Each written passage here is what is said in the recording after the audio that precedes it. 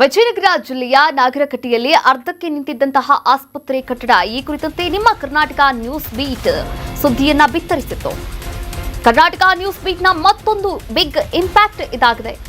ನಾಗರಕಟ್ಟೆಯಲ್ಲಿ ಅರ್ಧಕ್ಕೆ ನಿಂತಿದ್ದ ಆಸ್ಪತ್ರೆಯ ಕಟ್ಟಡ ವಿಜಯನಗರ ಜಿಲ್ಲೆಯ ಕೊಟ್ಟೂರು ತಾಲೂಕಿನ ನಾಗರಕಟ್ಟೆ ಗ್ರಾಮ.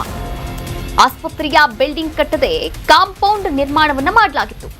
ಕೇವಲ ಬುನಾದಿ ಹಾಕಿ ಕೈಬಿಟ್ಟಿದ್ದಂತಹ ಅಧಿಕಾರಿಗಳು ಒಂದಲ್ಲ ಎರಡಲ್ಲ 5 ವರ್ಷವಾದರೂ ಕೂಡ ಯಾರೊಬ್ಬರು ಕೂಡ ಇತ್ತ ಸುಳಿದಾಡಿರಲಿಲ್ಲ.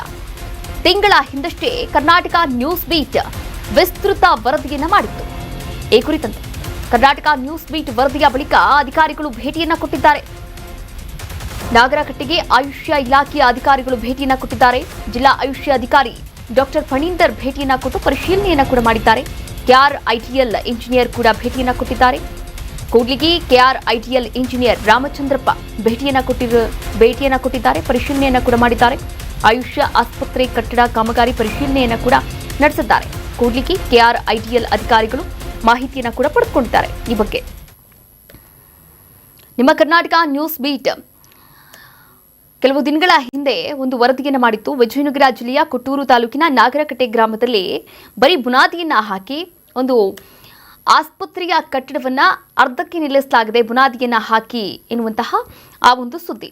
ಈ ಸುದ್ದಿಯನ್ನ ಬಿತ್ತರಿಸಿದಂತಹ ಸ್ವಲ್ಪ ದಿನಗಳಲ್ಲೇ ಇದೀಗ ಜಿಲ್ಲಾ ಆಯುಷ್ಯ ಅಧಿಕಾರಿ ಡಾಕ್ಟರ್ ಫಣೀಂದರ್ ಸ್ಥಳಕ್ಕೆ ಭೇಟಿಯನ್ನ ಕೊಟ್ಟಿದ್ದಾರೆ.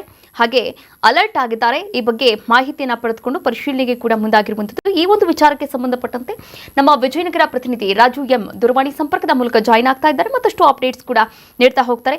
ಎಸ್ ರಾಜು, ಯಾವಾಗ ಅಧಿಕಾರಿಗಳು ಭೇಟಿಯನ್ನ ಕೊಟ್ಟಿರುವಂಥದ್ದು, ಹಾಗೆ ಭೇಟಿ ಕೊಟ್ಟಂತಹ ಸಂದರ್ಭದಲ್ಲಿ ಏನೆಲ್ಲ ಭರವಸೆಗಳನ್ನ ಕೊಟ್ಟಿದ್ದಾರೆ ಅಥವಾ ಕ್ರಮಗಳನ್ನ ಏನ್ ತೆಗೆದುಕೊಳ್ತೀವಿ ಅಂತ ಹೇಳಿದ್ದಾರೆ?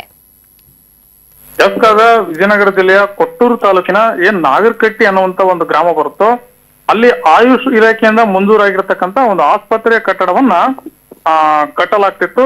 ಇನ್ನು KRITL ಅಧಿಕಾರಿಗಳಿಂದ ಈ ಆಸ್ಪತ್ರೆ ಕಟ್ಟಡವನ್ನ ಕಟ್ಟಲಾಗ್ತಿತ್ತು. ಆದ್ರೆ ಸುಮಾರು 3 ವರ್ಷ ಆದ್ರೂ ಕೂಡ ಆಸ್ಪತ್ರೆ ಕಟ್ಟಡವನ್ನ ಪೂರ್ಣಗೊಳಿಸದೆ ಕೇವಲ ಬುನಾದಿ ಹಾಕಿ ಆ ಕಟ್ಟಡ ಪೂರ್ಣಗೊಳ್ಳದಿದ್ರು ಕೂಡ ಸುತ್ತಲೂ ಕಾಂಪೌಂಡ್ ಕಟ್ಟಿ ಅಲ್ಲಿಗೆ KRITL ಅಧಿಕಾರಿಗಳು ಕೈ ತೊಳ್ಕೊಂಡಿದ್ರು. ಇದಾದ ಬಳಿಕ ಕರ್ನಾಟಕ ನ್ಯೂಸ್ ಬೀಟು ವಿಸ್ತೃತವಾಗಿ ಒಂದು ವರದಿಯನ್ನ ಬಿತ್ತರಿಸಿತ್ತು. ಆ ವರದಿ ಬಿತ್ತರಿಸಿದ ಕೆಲವೇ ದಿನಗಳಲ್ಲಿ, ಅಂದ್ರೆ ಈಗ 1 ತಿಂಗಳು ಹಿಂದೆ ಮಾತ್ರ ನಾವು ಸುದ್ದಿಯನ್ನ ಬಿತ್ತರಿಸಿದ್ವಿ. ಇದೀಗ ಸ್ಥಳಕ್ಕೆ ಜಿಲ್ಲಾ ಆಯುಷ್ ಅಧಿಕಾರಿಯಾಗಿರ್ತಕ್ಕಂತ ಫಣೀಂದ್ರ ಅವರು ಭೇಟಿ ನೀಡಿದ್ರು.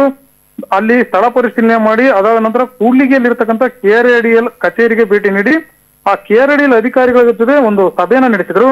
ಅಂದ್ರೆ ಈ ಕಟ್ಟಡ ಯಾವಾಗ ನೀವು ಕಾಮಗಾರಿಯನ್ನ ಆರಂಭಿಸ್ತೀರಾ, ಇದ್ರ ಬಗ್ಗೆ ಅವರು ಸ್ವಲ್ಪ ಮಾತುಕತೆಯನ್ನ ಮಾಡಿ ಸದ್ಯದಲ್ಲೇ ನಾವು ಈ ಕಾಮಗಾರಿಯನ್ನ ಆರಂಭಿಸೋದಾಗಿ ಮತ್ತೆ ಜೊತೆಗೆ ಕಟ್ಟಡ ಸದ್ಯದಲ್ಲೇ ಪೂರ್ಣಗೊಳ್ಳುತ್ತೆ ಅಂತಂದೇಳಿ ಆ ಜಿಲ್ಲಾ ಆಯುಷ್ ಅಧಿಕಾರಿ ಫಣೀಂದ್ರ ಅವರು ಭರವಸೆಯನ್ನು ನೀಡಿರುವಂತದ್ದು. ಇದ್ರ ಜೊತೆಗೆ ಏನ್ ಫಣೀಂದ್ರ ಅವರು ಭೇಟಿ ನೀಡೋದಕ್ಕಿಂತ ಮುಂಚೆ ಈಗ ಸುಮಾರು ಒಂದು 15 ದಿನಗಳ ಹಿಂದೆ ಆ ಕೂಡ್ಲಿಗಿಯ KRITL ಇಂಜಿನಿಯರ್ ಆಗಿರ್ತಕ್ಕಂಥ ರಾಮಚಂದ್ರಪ್ಪ ಅವರು ಕೂಡ ಸ್ಥಳಕ್ಕೆ ಭೇಟಿ ನೀಡಿದ್ರು. ಭೇಟಿ ನೀಡಿ ಅಲ್ಲಿರ್ತಕ್ಕಂಥ ಬುನಾದಿ ಆಗಿರ್ಬೋದು ಮತ್ತೆ ಇನ್ನಿತರ ಕಟ್ಟಡದ ಬಗ್ಗೆ ಪರಿಶೀಲನೆ ನಡೆಸಿದ್ರು.